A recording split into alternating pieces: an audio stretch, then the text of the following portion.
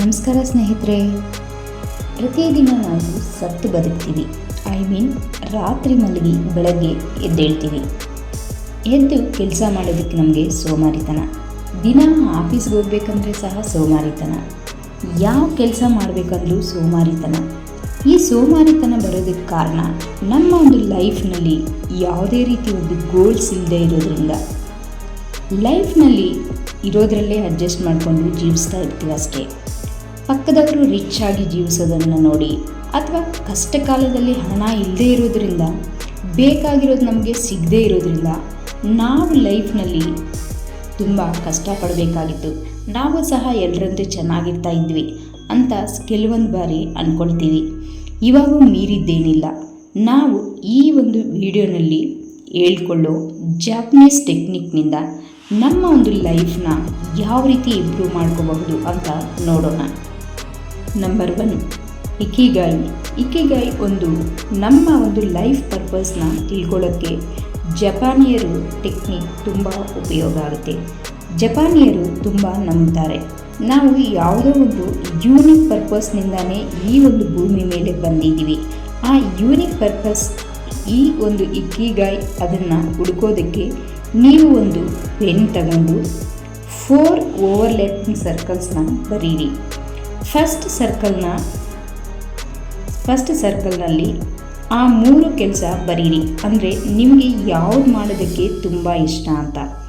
Second ಸರ್ಕಲ್ನಲ್ಲಿ ಯಾವುದನ್ನು ನೀವು ಒಳ್ಳೆಯದಾಗಿ ಮಾಡ್ತೀರಾ ಆ ಒಂದು 3 ಕೆಲಸನ ಬರೀರಿ. ಥರ್ಡ್ ಸರ್ಕಲ್ನಲ್ಲಿ ಯಾವ ಕೆಲಸ ಮಾಡಿದ್ರೆ ತುಂಬ ಹಣ ಬರುತ್ತೆ ಆ ಒಂದು 3 ಕೆಲಸದ ಬಗ್ಗೆ ಬರೀರಿ. ಫೋರ್ತ್ ಸರ್ಕಲ್ನಲ್ಲಿ ಯಾವುದು ಈ ಪ್ರಪಂಚಕ್ಕೆ ಅವಶ್ಯಕತೆ ಇದೆಯೋ ಆ 3 ಕೆಲಸದ ಬಗ್ಗೆ ಬರೀರಿ. ಇವಾಗ ಯಾವುದು ಈ ಒಂದು 4 ಸರ್ಕಲ್ಸ್ನಲ್ಲಿ ಕಾಮನ್ ಆಗಿರುತ್ತೋ ಅದೇ ನಿಮ್ಮ ಒಂದು ಇಕಿಗಾಯಿ. ಇದೊಂದು ಪ್ರಾಕ್ಟಿಕಲ್ ಆ್ಯಂಡ್ ಫಿಲಾಸಫಿ ಟೆಕ್ನಿಕ್. ಇದು ಪ್ಯಾಷನ್, ಪ್ರೊಫೆಷನ್ ಆ್ಯಂಡ್ ಮಿಷನ್ ಸೇರಿ ನಿಮ್ಮ ಒಂದು ಲೈಫ್ನ ಪರ್ಪಸ್ ತಿಳ್ಕೊಳ್ಳೋದ್ರಲ್ಲಿ ತುಂಬ ಹೆಲ್ಪ್ ಆಗುತ್ತೆ. ಒಂದು ವೇಳೆ ನಿಮ್ಮ ಇಕಿಗಾಯಿ ಗೊತ್ತಾದರೆ ನಿಮ್ಮ ಒಂದು ಜೀವನದ ಪರ್ಪಸ್ ಗೊತ್ತಾಗುತ್ತೆ ಅಂತ ಅರ್ಥ. ಸೆಕೆಂಡ್ 1, ಕೈಸೆನ್. ಒಂದು ಜಪಾನಿಯರ ಫಿಲಾಸಫಿ ಟು ಕಂಟಿನ್ಯೂಸ್ ಇಂಪ್ರೂವ್ಮೆಂಟ್ ಅಂತ ಅರ್ಥ.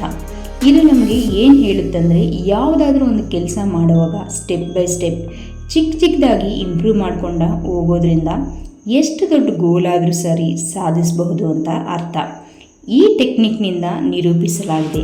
ಎಕ್ಸಾಂಪಲ್, 1 ವರ್ಷದಲ್ಲಿ 1% ಇಂಪ್ರೂವ್ಮೆಂಟ್ ತಗೊಂಡವರಲ್ಲಿ ತುಂಬ ಬದಲಾವಣೆಯನ್ನು ಕಾಣಬಹುದು. ಅದೇ 1 ವರ್ಷದಲ್ಲಿ 1% ಕೂಡ ಇಂಪ್ರೂವ್ಮೆಂಟ್ ಮಾಡದೇ ಇರೋರಲ್ಲಿ ಯಾವುದೇ ರೀತಿಯಾದ ಬದಲಾವಣೆ ಇಲ್ಲ. ಈ ಒಂದು ಗ್ರ್ಯಾಜುವಲ್ ಆ್ಯಂಡ್ ಇಂಪ್ರೂವ್ಮೆಂಟ್ ಅಪ್ರೋಚ್ನಿಂದ ನಾವು ಸೋಮಾರಿತನದಿಂದ ಹೊರಗೆ ಬೀಳೋದು ಅಲ್ಲದೆ ಯಾವ ಕೆಲಸ ಆದರೂ ಈಸಿಯಾಗಿ ಮಾಡೋದಕ್ಕೆ ಯೂಸ್ ಆಗುತ್ತೆ.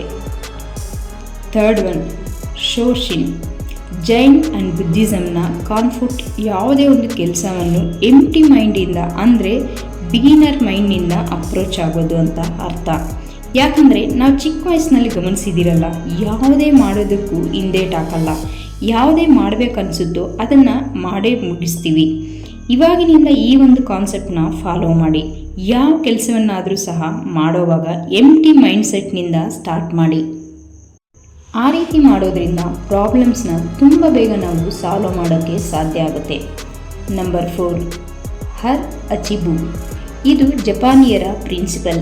ಇಸ್ಲ್ಯಾಂಡ್ನಲ್ಲಿ ವಾಸಿಸುವ ಈ ಜಪಾನ್ ಪ್ರಜೆಗಳು ಆವ್ರೇಜ್ ಆಗಿ 90 ವರ್ಷ ಜೀವಿಸ್ತಾರಂತ ಈ ಪ್ರಿನ್ಸಿಪಲ್ ಏನು ತಿಳಿಸ್ಕೊಡುತ್ತಂದರೆ, ಈಟ್ ಅಂಟಿಲ್ ಯುವರ್ 8% ಆಫ್ ಫುಲ್. ಅಂದರೆ ನಿಮ್ಮ ಹೊಟ್ಟೆ ಊಟ ಮಾಡುವಾಗ 80% ಫುಲ್ ಆದಾಗ ಒಂದು ಸಿಗ್ನಲ್ ನಿಮಗೆ ಕೊಡುತ್ತೆ ಇನ್ನು ಸಾಕು ಅಂತ.